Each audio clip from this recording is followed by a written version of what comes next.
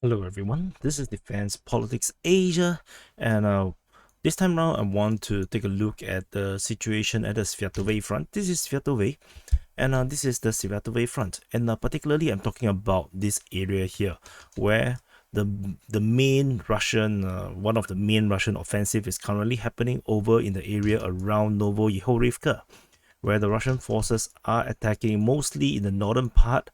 Perhaps there's some over directly in the Novohorivka region and a bit coming in the south. And now, and the Ukrainians are also doing their best to counterattack and hold back the Russian forces. So then when we take a look in at this from the ground, this is Svatove, as you can see, and if you look at the from the Russian perspective, if you look in, you can see the ground. This is actually the high ground, and you can see Novoyehorivka is actually in the low ground. You can see this is Novoyehorivka, and there's the high ground over here, and which is why when you look at pro-Ukrainian sources, you will always see the, at least Deep State UA, you'll see that they are talking a lot about Russians trying to take the high ground, and this is basically talking about this area here where the Russian forces are currently making the major push in this area, and the Ukrainians are doing their best to hold back.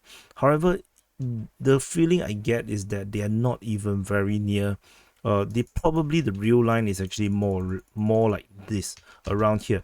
You can see there's a lot of fields, and clearly you cannot entrench yourself in the open.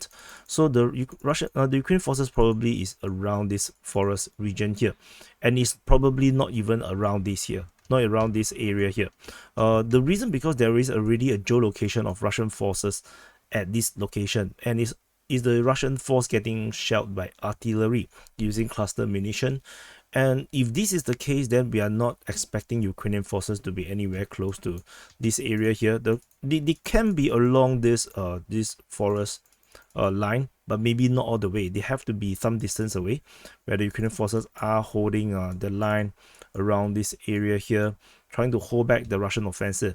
And the Russians are definitely holding this forest region here, the forest line here, and definitely they are holding this line because the Russian forces were redrawing into the forest line, and definitely being in the open, the Russian armor vehicles can also attack directly through the open ground. Of course, the open ground is dangerous because of anti-tank guided missiles. Ukrainians are taking launching had launched an attack towards Serhievka further up in the north. So you can see this ground, you can see the Russians have clearly taken the high ground entirely. This entire area here, this is where the high ground is, and you can see everything else is just low ground, and the Ukrainian forces is basically fighting on the lower ground. And if you look at from this angle, you can see as well, is pretty much in the low, unless in this area is still not too bad. It's more or less still in the even area. So the Ukrainian forces have to hold this line here north of Sverdlovsk, sorry. So however, we have very interesting information from the Russian defense ministry claiming that they are holding against Ukrainian attacks near Sverdlovsk. Sverdlovsk, after searching, is actually the former name of Sverdlovsk, Sverdlovsk, freaking hell, all this stupid name. So Sverdlovsk, no, not much better, it's just as bad. So they say that they are defending against Ukrainian attacks near to Sverdlovsk, which makes me wonder if the Russians actually have a more advanced line. Like, maybe the Russians have already reached this area here, and they probably already captured all these fields around this area here. And this is something that I wonder, that the Russians have already gone this far, and that could still explain why the artillery is being used at this location, because ultimately, you're using cluster munition. You don't really want your forces to be so close. So this is the situation now. Sverdlovsk is still under Ukrainian control, is on the higher ground. As you can see, Novoyehorivka is actually in the slightly lower, but they are all along the slope. And So there is also geolocation of Russian forces at this position, which is why I think that the Russians are also pushing directly towards the town. This is something that I noticed. So talking about the Ukrainian counterattack at Serhievka, they probably are trying to attack in that direction towards Serhievka. However, this, you can see that this is actually pretty much fighting in the high grounds, and they can't even see the settlement. And the Russian forces are holding the line along this forest line. This is the line here, and the attack is probably coming from Nadia and whatnot, and it did not break through. So and it's only one day. You can say 6-9, only 6th of September, and 7th of September the fighting is still largely over in the NOVOJEHORIVKA region. Previously, there was a 4th of September. There was reported fighting by the Russians in the southeastern part of NOVOJEHORIVKA.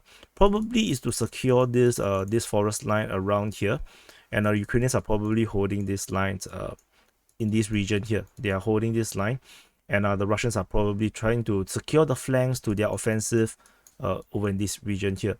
So it's still unclear how long will this Russian offensive goes. We did mention before that this major road here is pretty useful for the Russians to take over. There's a junction here over at Poleteska, and but given the fighting that we are looking at now, the Ukrainians have already reinforced greatly after the initial offensive that shocked the Ukrainians when the Russians first captured NOVOJEHORIVKA previously. The Ukrainians have already heavily strengthened this position. So despite the strengthening, the Russian forces still managed to capture more ground in the north, and I think that the advance for the Russians is going to be very, very difficult, given the more prepared more preparedness of the Ukrainian forces in this region here. And it's very weird because previously we have this Russian major offensive over at Kupiansk region, then this stopped, and then suddenly the Russian push here. And the latest we do know is that the Russians have restarted their Sinkivka offensive and near Petropolivka, and this attack has just restarted again on the 7th of September. And so given this information, I got a feeling that maybe this offensive may not last very long. The Russians may not push for a very long time, and then they will pause, and then they will concentrate on Kupiansk, forcing the Ukrainians to have to shuffle troops around if they do not have enough. So, but of course, we do not know if they have enough or not. I'm quite sure manpower wise, Ukraine don't really have as much problem as equipment. So I think equipment is the problem, ammunition is a problem, artillery is the problem, and I think maybe the shuffling might be something to do more with artillery, because they do have a lack of artilleries, or maybe even surface-to-air missile systems, and I think this is the main thing to watch. Otherwise, we have some skirmishes happening at Kaislivka, wrong color, Kaislivka and Novoselivske. I think these two can be totally ignored. I think the main advance is still mainly over here at the NOVOJEHORIVKA fighting. So anyway, thank you for watching, and do press the like button, subscribe, and I'll see you in the next update.